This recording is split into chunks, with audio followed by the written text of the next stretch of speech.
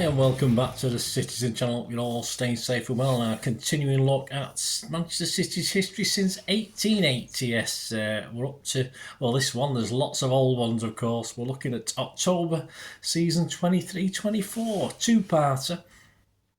We look back at that time, so please join me.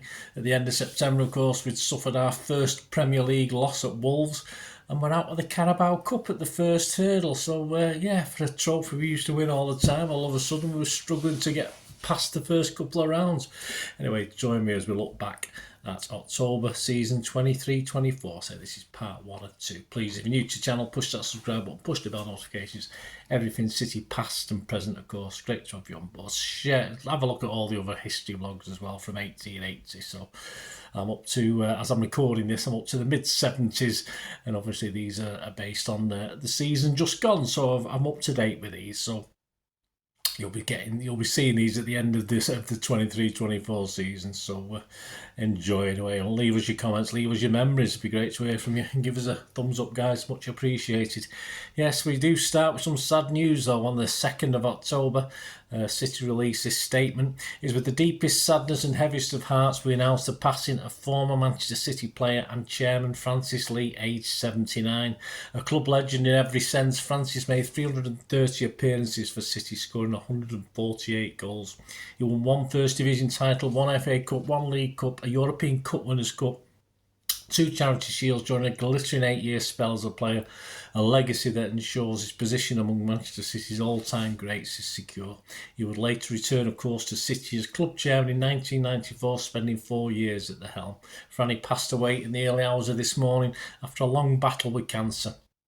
His wife Jill and children Charlotte, Johnny and Nick say he will be sorely missed. I'd like to thank everyone for their kind words. Yes, one of my childhood heroes. I did a 4-part special on him. It's obviously, if you go back and check that out, if it's of any interest to you, but very sad indeed. Rest in peace, Blue. Right, on to the 4th of October 2023. We went Champions League match day 2 over at Leipzig, RB Leipzig, and it ended Leipzig 1.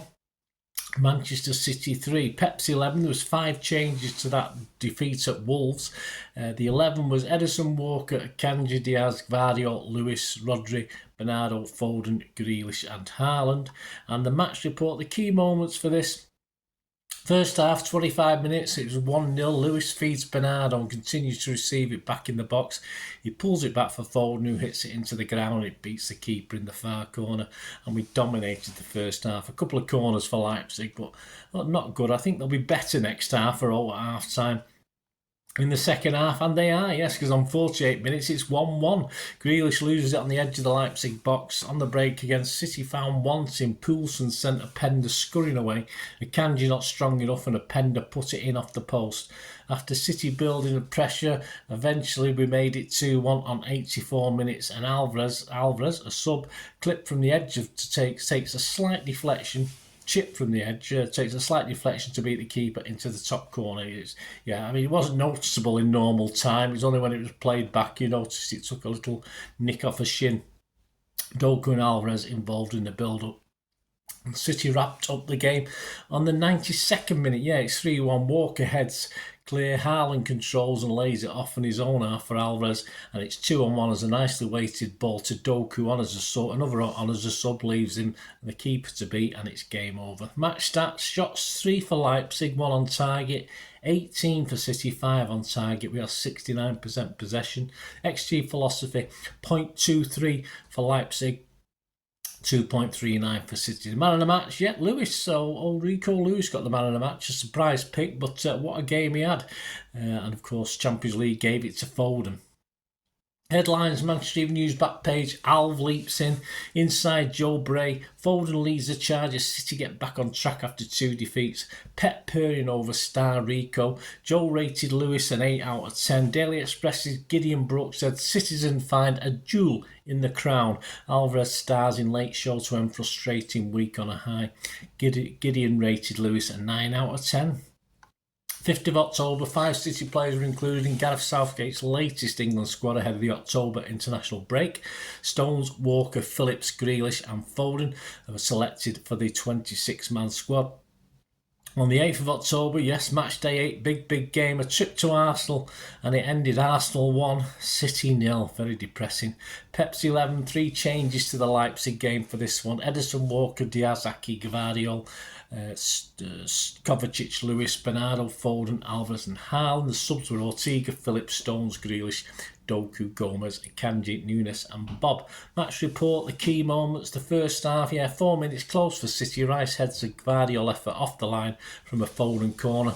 The ball comes back in, Haaland heads it onto Aki, who can't keep it down and puts it over the bar. 17 minutes, a less than confident keeper Raya is almost caught by Alvarez and it's deflected just wide from close in as he fails to clear his lines. 28 minutes, Kovacic late on Odegaard, but just a yellow. Many thought it deserved a red. I didn't. 35 minutes, Kovacic is late again. Silly boy, you're on a yellow, mate.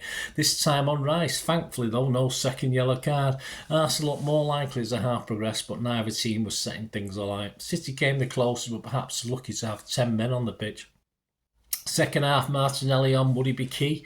58 minutes, first good City move of the half, Alvarez shot blocked. 68 minutes on, Nunes, Doku, Stones on, Lewis, Kovacic, Alvarez off.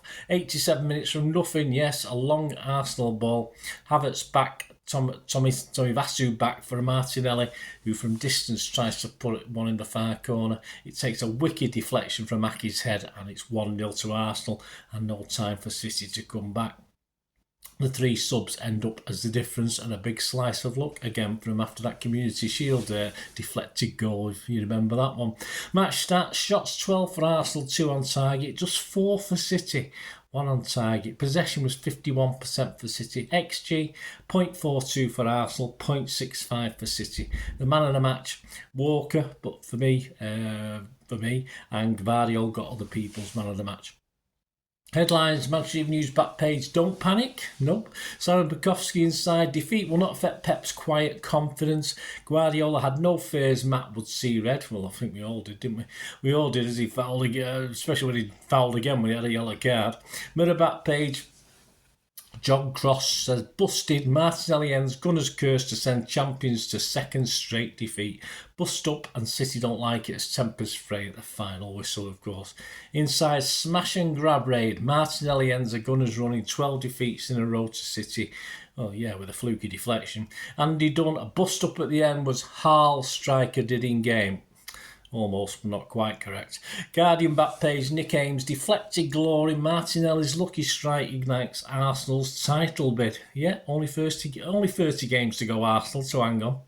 8th of October, Julian Alvarez has been voted Etihad Player of the Month for September. 12th of October, Bobb had received his first call-up for the Norway's men's team for the October 2023 international fixtures. He made his senior debut as a 63rd minute substitute in the team's 4-0 UEFA Euro 2024 qualifying win over Cyprus on the 12th of October. Teammate Haaland grabbing 2 of the goals. On the 21st of October, we're at home. Can we get, after 2 defeats in the league, can we get back on the horse? Yes, we do. We play Brighton. It ends up City 2, Brighton 1. Match day 9, pre-match, a minute silence for troubles in Israel and Gaza, a Franny Lee banner in the Colin Bell stand and applause for the legend Franny. Before the game, United legend Bobby Charlton had passed away. Personally, I didn't even know I was at the game. It's only when I got home later on I realised and found out that. Pep's 11, 5 changes to the Arsenal game.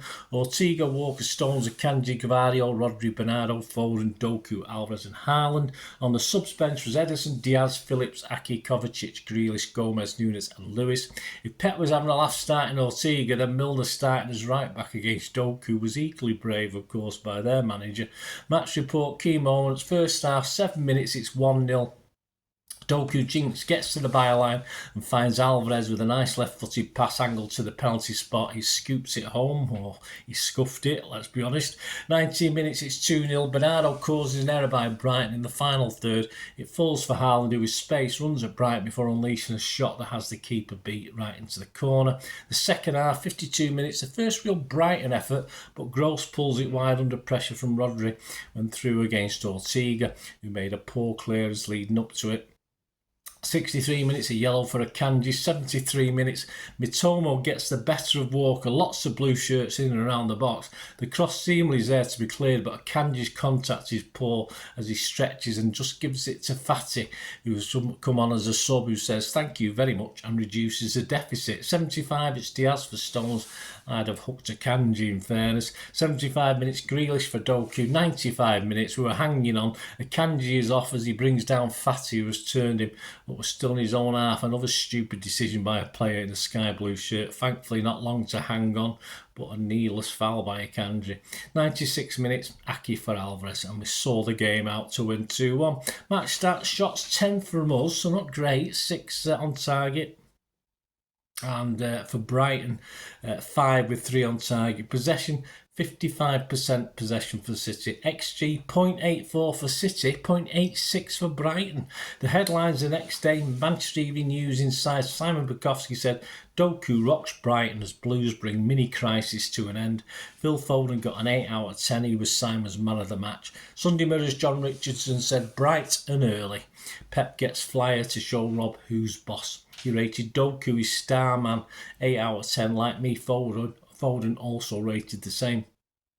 Akanji was deemed City's worst player, 4 out of 10 from me, and Simon 5 out of 10. Me and Simon both 4 out of 10 and a 5 out of 10 from John Richardson. Man of the match, Doku, just for me, from Foden. 22nd of October, over the top newspaper headlines about City fans disrespecting Bobby Charlton, who had died on the morning of the Brighton game. An 8-second clip has circulated of a small group of young fans on the concourse singing about Charlton being in a box. City will ban those they find a disproportionate pillaring of City fans in the media for a handful of idiots. No surprise there though. Fans were identified and banned by City. Join me in part 2 as we continue the defence of our Champions League and take a trip to Old Trafford for the first derby of the season. So join me for that. Let me know any memories you've got of that first part of October that we've looked at today. It'd be great to hear from you. Until we meet again, well, that's one thing, don't we? Please stay safe, Blues. Come on, City. Bye for now.